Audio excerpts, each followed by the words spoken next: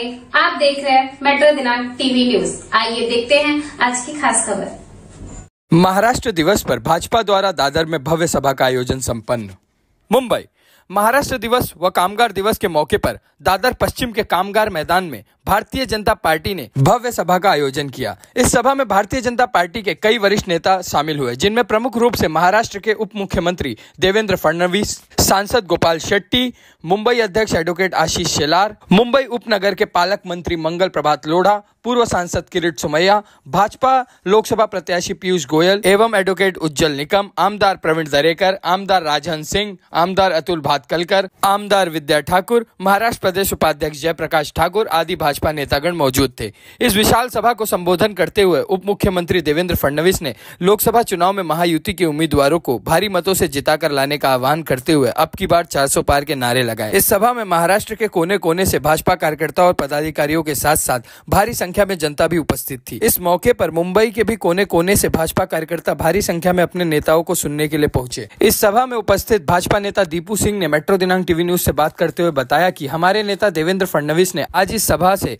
लोकसभा चुनाव में महायुति के उम्मीदवारों का चुनाव प्रचार का शुरुआत कर दिया है और अब हम सभी भाजपा कार्यकर्ता अपने नेताओं के साथ कंधे से कंधा मिलाकर लोकसभा चुनाव में प्रचार प्रसार करेंगे और हमें यकीन है कि आगामी 4 जून को भारत की जनता फिर से प्रधानमंत्री मोदी जी के नेतृत्व में सरकार बनाएगी। आइए देखते हैं मेट्रो दिनांक टीवी न्यूज से बात करते हुए इस सभा में उपस्थित लोगों ने क्या कुछ कहा। पत्रकार ब्रिजेश सिंह की यह रिपोर्ट में। देख रहे मेट्रो दिनांक टीवी न्यूज। इस वक्त मैं यहाँ पहुँचा हूँ दादर के वेस्ट में।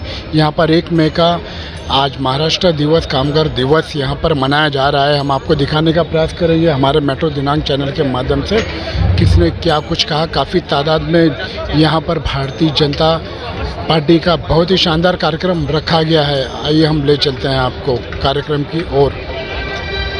भवानी जय जय जय जय जय भवानी, जय जय जय जय जय शिवाजी, हिंदवी स्वराज्याचे सरसंस्थापक छत्रपती शिवरायांना मानाचा मुजरा करतो। भारतीय राज्य घटनेचे शिल्पकार भारतरत्न डॉक्टर बाबासाहेब आंबेडकर यांना मानवंदना अर्पित करतो। आज मंचावर उपस्थित मुंबईचे आपले अध्यक्ष आमदार आशीष शेलारजी, आमचे सहकारी मंगल प्रभात लोढ़ाजी, राहुल नार्वेकरजी, आपले उत्तर मुंबईचे लोकप्रिय उमेदवार केंद्रीय मंत्री माननीय पीयूष गोयलजी, आपले ईशान्य मुंबईचे उमेदवार मिहिरभाई कोटेचाजी, आपले उत्तर मध्य मुंबईचे उमेदवार आणि ज्यांच्या प्रयत्नातून मुंबईवर हल्ला करणाऱ्या कसाबला फाशी झाली ते ॲडव्होकेट उज्ज्वल निकमजी, खासदार गोपाळ शेट्टीजी, मनोज कोटकजी, किरीट सोमैयाजी, प्रवीण दरेकरजी, प्रसाद लाडजी, या ठिकाणी उपस्थित मनीषाताई चौधरी, रामभाऊ कदम, योगेशजी सागर, परागभाई शाह, सुनीलजी राणे, विद्याताई ठाकूर, अमित साटमजी, भारतीताई लवेकरजी, संजय उपाध्यायजी, पराग अळवणीजी, तमिल सेल्वनजी, कालिदास कोळंबकरजी, दिलीप जगतापजी, संभाजीराजे दहातोंडेजी, राजन सिंगजी, प्रकाश मेहताजी, राज पुरोहितजी, मंचावर उपस्थित शशांक रावजी, मंचावर उपस्थित सर्व मान्यवर आणि उपस्थित सर्व भगिनी आणि बंधूंनो, मी सर्वप्रथम आपल्या सर्वांना महाराष्ट्र दिनाच्या खूप खूप शुभेच्छा देतो आणि आपला महाराष्ट्र सातत्याने विकासाकडे जात राहो आणि भारताच्या विकास गाथेमध्ये सर्वात प्रमुख राज्य म्हणून महाराष्ट्राचा विकास हो अशा प्रकारची प्रार्थना ईश्वराच्या चरणी करतो। आज कामगार दिवस देखील आहे। लोकशाहीर अण्णाभाऊ साठे म्हणायचे, पृथ्वी ही शेष नागाच्या शिरावर नाही तर ती कामगाराच्या तळहातावर आहे.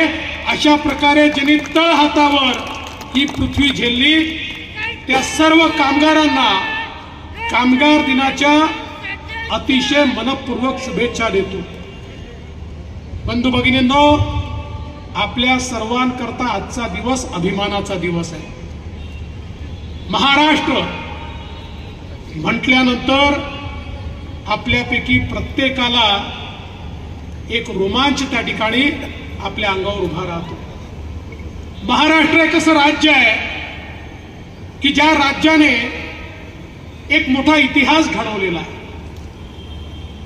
आपल्याला कल्पना आहे की ज्या काळात देश पारतंत्र्यामध्ये मुघली आणि इतर परकीय आक्रांत्यांनी गुलाम बनवला होता, त्यावेळी याच महाराष्ट्राच्या मराठी मातीतून एक हुंकार उभा राहिला आणि आई जिजाऊंच्या आशीर्वादानं छत्रपती शिवरायांनी स्वराज्याची स्थापना केली आणि पहिल्यांदा संपूर्ण देशाला सांगितलं की आम्ही पारतंत्र्यात राहणार नाही. या ठिकाणी स्वतंत्र हिंदू पदपादशाही तयार करण्याचं काम हे छत्रपती शिवरायांनी केलं.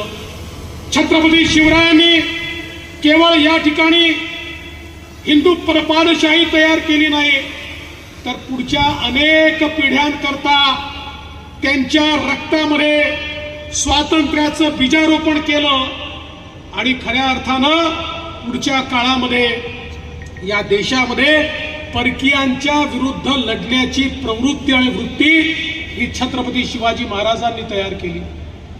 या महाराष्ट्राने एकीकडे शौर्य दिलं आणि दुसरीकडे समाजामध्ये ज्या ज्या वेळी ऱ्हास आला, ज्या ज्या वेळी चुकीच्या परंपरांनी या समाजाला ग्रसित केलं, त्या त्या काळांमध्ये आपल्या समाजामध्ये सुधारणा करणारे जे सुधारक आहेत, महात्मा ज्योतिबा फुलेंसारखे, सावित्रीबाई फुले यांच्यासारखे एक सुधारकांची मांडियाळी आपल्याला पाहायला मिळते. ती या महाराष्ट्राचं भूषण आहे आणि म्हणून हेच महाराष्ट्राचं खऱ्या अर्थानं वेगळेपण आहे. आणि स्वातंत्र्यानंतर खरं म्हणजे आपल्याला कल्पना आहे की स्वातंत्र्याच्या लढ्यामध्ये महाराष्ट्राचं जे योगदान आहे हे योगदान कोणीच नाकारू शकत नाही. खऱ्या अर्थानं क्रांतीची ज्योत पेटवण्याचं काम देखील याच मराठी भूमीमध्ये त्या ठिकाणी झालं आणि स्वातंत्र्यामध्ये एक मोठा मोलाचा वाटा देखील महाराष्ट्राने केला. स्वातंत्र्यानंतर आपल्याला कल्पना आहे भाषावर प्रांत रचना झाली आणि त्यावेळी महाराष्ट्र तयार झाला. हा महाराष्ट्र तयार होत असताना काँग्रेसने कशा कशा प्रकारचा अन्याय केला हे आपल्याला आशिषजींनी आत्ताच सांगितलं. कशा प्रकारे त्या ठिकाणी अनेक लोकांना हुतात्मा करण्यात आलं. खरं म्हणजे आज त्या सगळ्या हुतात्म्यांना सलाम करताना आणि मी त्यांना सांगतो, उद्धवजी, ज्यावेळी या महाराष्ट्रामध्ये या सगळ्या लोकांच्या आशीर्वादाने भारतीय जनता पार्टी आणि महायुतीचं सरकार आलं, मोदीजींचा आशीर्वाद होता.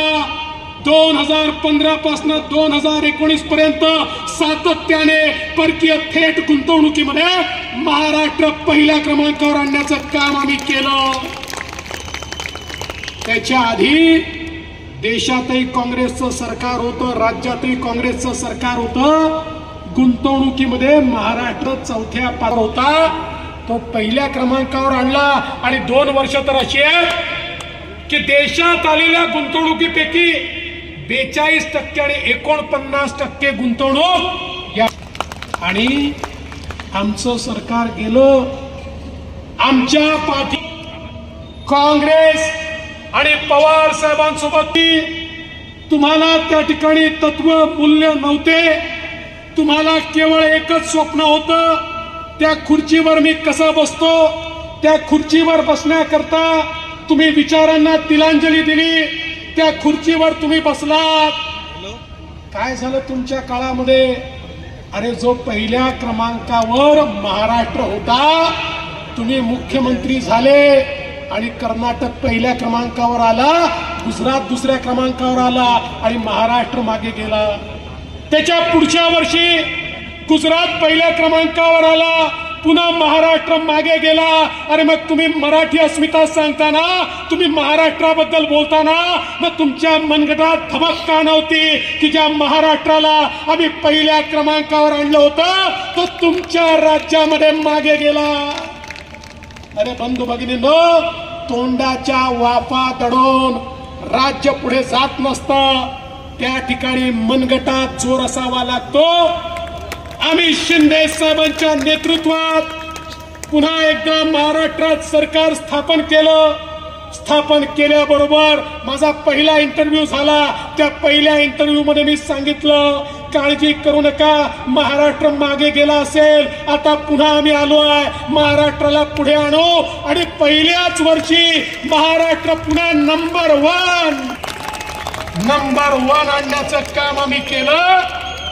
आणि या वर्षी पुन्हा माननीय पियुष गोयलजींचं मंत्रालयच त्या ठिकाणी सगळी आकडेवारी देऊ वाटतो. या वर्षी पुन्हा महाराष्ट्रच नंबर 1 आला.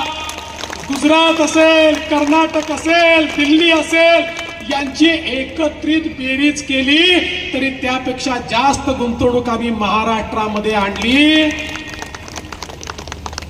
कारण आम्ही छत्रपती शिवाजी महाराजांना मानणारे आहोत.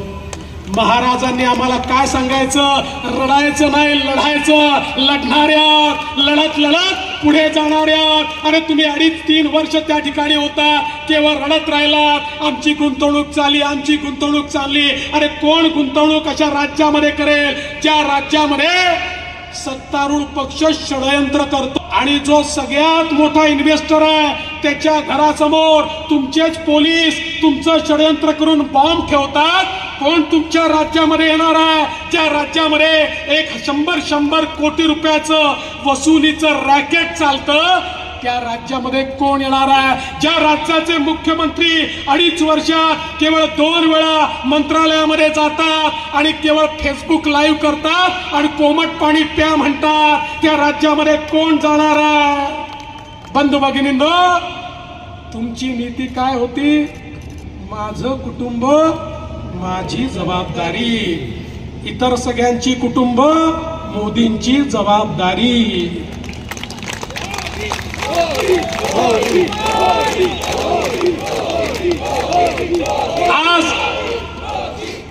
आज माझा सवाल आहे 25 वर्ष महानगरपालिका तुम्ही बोलाल तशी चालली, बोलाल तशी.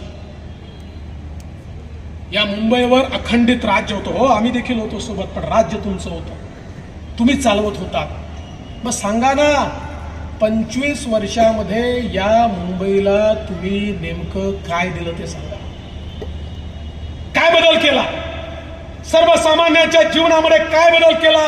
अरे जो मराठी माणूस, जो गिरणी कामगार या दक्षिण मुंबईमध्ये राहत होता, त्याला हद्दपार करण्याचं काम हे तुमच्या सरकारमध्ये झालं.